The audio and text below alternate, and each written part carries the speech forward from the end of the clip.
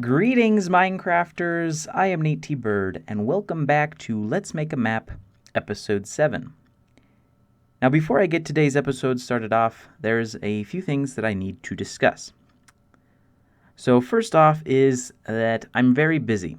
I have a secret project that I'm working on. You'll learn more about it in 1 to 2 months. It should be a very fun project. However, it is taking up most of my time currently. So videos will probably not be very regular. I'm sorry. I know that in the last episode I was talking about how I was going to work on making my videos more regular. But then this project came up. So I will still try to do videos occasionally. However, for the next couple of months, I will be extremely busy. And then the second thing is that this map is basically finished. In that there's not much for me to show you now. Everything that I have been working on or will be working on, I've already shown you. And so there's nothing new for me to show you. So this series may or may not end with this episode. I think I will do a couple more episodes, maybe, just to finalize things. If there's something that does need to be shown, then I will tell you this, or then I will show it to you in an episode. But otherwise, there's just a lot of repetitive things that I need to do to finish the map, and then it should be ready for release. So with that out of the way, let's get started on today's episode. First off, I did some more testing with the difficulty selection. So in case you weren't aware, I'm balancing it for multiplayer. So what we do is we have a scoreboard, the difficulty scoreboard, and depending on how many players are playing the game, the difficulty will increase or decrease just based on the number of players. So what I've done is I've changed it so that instead of it being each player adds 1 to the difficulty, I'm thinking that they should add 2 to 3, and maybe I would have an option to allow the player to choose the difficulty. But 1 just didn't seem like a big enough handicap for multiplayer. And so I made it so that each player adds 3 to the difficulty. That might change.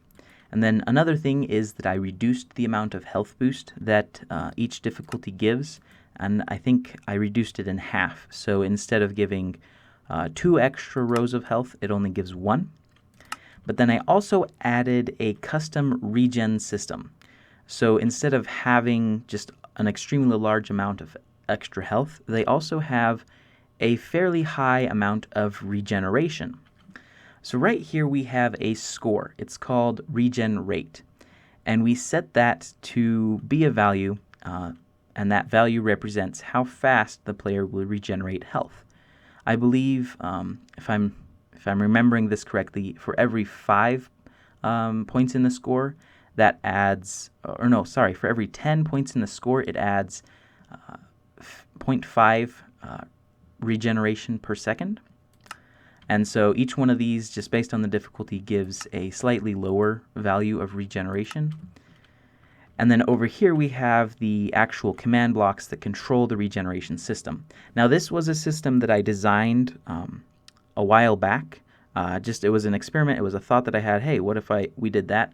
And so I will be using this in an RPG map eventually as sort of like a stat increase, so you can increase the amount of regeneration that you get. So the basic system is just these 4 command blocks right here.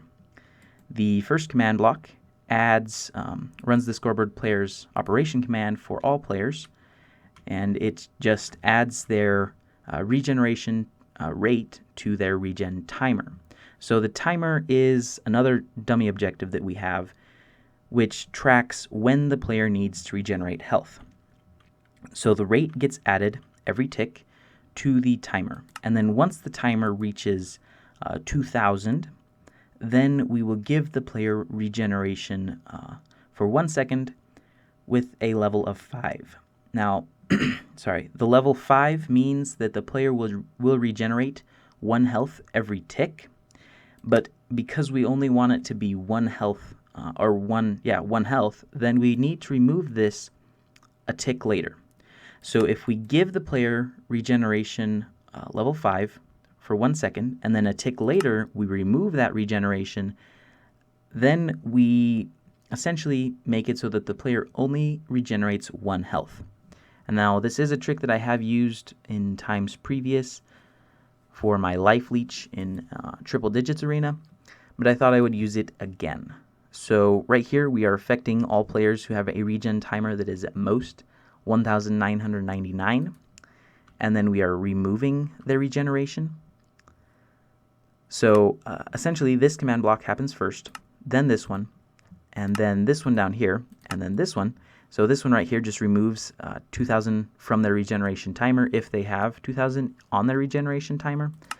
So what happens is it adds their regeneration rate, and so once it reaches above 2,000, then this command block will activate. However, it won't do anything because the player does not, for one, have regeneration, nor do they have a score that is less than 2,000. So this right here is just less than 2,000, so it's at most 1,999. So any score that's lower than 2,000, they will lose their regeneration. So what happens is when this one gives them regeneration, then they no longer, and then this one removes their regen timer, now they no longer have 2,000 on their regeneration timer, but they do have regeneration, so this command will activate, just removing the regeneration a tick later. All of that was just fancy talk for it removes the regeneration 1 tick later. So I feel like this will help balance the difficulty a little bit more. It does still need to be tested and tweaked a little bit, I'm sure, but that's all things that I will just have to do. It's a very long and slightly tedious process of just constantly fighting each boss with each class, testing and balancing. It's a hassle. But I also, you might have remembered from one of the tests that I did in previous episodes that the boss health bar kept on disappearing, and so what I did here is I added a system that makes it so that the boss health bar tracks the boss, basically, so it follows the boss around. So what we're doing is we're executing at the boss, and then we're summoning an armor stand below the boss, so at y equals 55, and it's named boss tracker, it's invisible, whatever, it doesn't matter, but it's just a marker armor stand. And then the next tick, we are teleporting the Wither boss, who is the health tracker, to that armor stand, who is the boss tracker. So we summon the armor stand, then we teleport the boss bar to the armor stand, and then this one just kills the boss bar tracker armor stand. So for a demonstration, let's go ahead and teleport to the lobby. I did mess around with a few things. Oh, also I don't have my resource back on. Let's go ahead and grab that one. I just passed it. There we go. And then we can just choose a class and jump into the boss fight. That's all I needed. It was just to summon the boss. And then if we break down below here, you can see that the boss is over here currently. So this is where the tracker is. And then when the boss moves, the tracker moves with it. So this means that wherever the boss is, the tracker should be as well. So now when you're up here fighting the boss bar will stay on the top of the screen. Now to get rid of this guy, let's just kill myself, and he should die as well. So that's the basics of what I've done so far.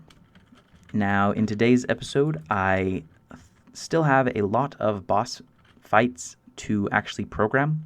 And because I've been busy, I haven't really had time to program them.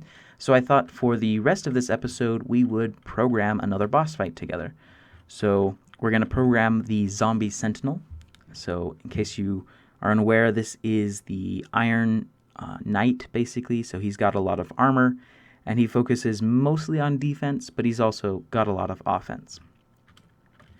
And then, I don't remember if I told you these already, but for sakes of review, I was thinking about giving him a berserk attack, so he gets enraged, he moves faster, deals more damage. I was also, this one's kind of more just a general idea where he needs to be slow and powerful, but I'm also thinking that we can make that a skill. He could walk slower, but if you actually get hit while he's walking that slow, then he deals a lot more damage than he normally would. I also think that he should have the dodge attack, so where you're swinging at him and then he jumps backwards to dodge your attack. I think that would be a good addition to him. And then the bash stun. I think this would be really awesome if he lunged at you, he jumped towards you, and if he hit you, then he stunned you. And then he could deal more damage to you while you're stunned, and it just makes it more interesting, more dynamic. Also, I was thinking it would be cool if he would have a defense stance. So maybe he equips his shield, and then he gets a Thorns chestplate, and while you attack him during this, you actually take damage instead of him, mostly. He also could summon minions, and then it would be cool if he had a sort of cripple attack where he would slow you.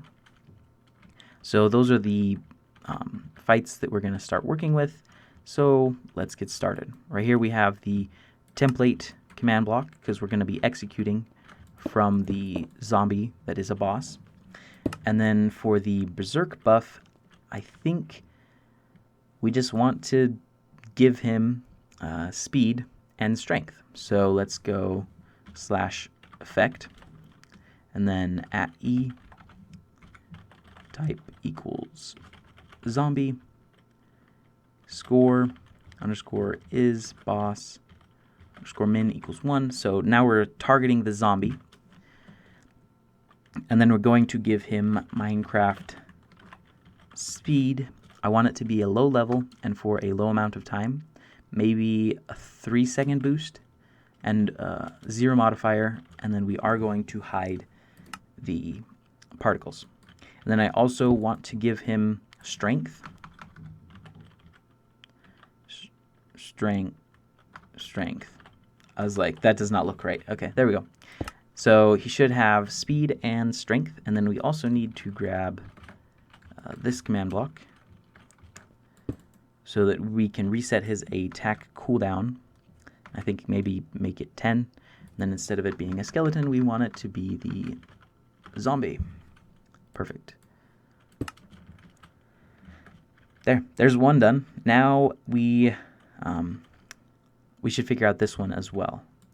And in fact, it's basically the same idea as this other stuff. I want to give him resistance as well. So, and maybe make it be for longer. So set it to 5, make it even stronger. And then instead of speed, he needs to get slowness, 5 seconds. And I believe slowness only does it by 15%. Maybe I'm mistaken, but we'll give him, it can be a low level of slowness. He's going to be a slower boss by default anyways. And then we also want to give him resistance for 5 seconds, and we want it to be 40% less damage that he takes.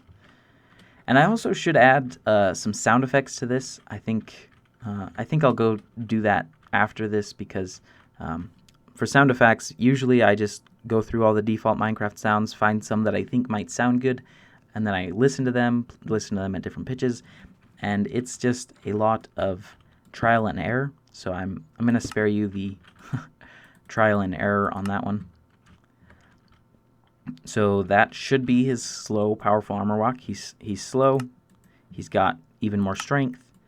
And then he also has resistance. And now that I think of it, strength. That's too much strength. There we go. Now the dodge jump back attack. What I'm going to do is I'm going to go into MC Edit and just copy the Berserker's dodge jump back attack, just because I don't want to have to type all of this stuff in again. So I'm just going to copy it, and then I'm going to change it from the big zombie to just a regular zombie. I did the same thing for the skeleton boss. I don't think I've shown you the skeleton boss because I did that by myself, but I can't spoil everything for you. So I'm just going to copy that, and then for the bash stun, I'm going to need some similar things to the dodge attack, except for instead of jumping backwards, he needs to jump forwards, and then he also needs to affect the player with a stun if he touches them during this. So I'm going to go ahead and copy those things right now, and then I will be back when I have finished. All right, I have just finished copying the MC Edit over, and I also did a little bit more work on the bash system because it was a little bit more complex. So I just decided to go with it. So what happens is the boss, first of all, gets no AI, and then he also gets equipped with an iron, with a shield. So this is a shield bash, basically. So he gets equipped with his shield, he gets no AI, he looks down, that's what this is, so he looks down. So the reason for this is because I want the player to be able to see what attack the boss is going to do so that the player can actually use skill to dodge the attack or to react accordingly, basically.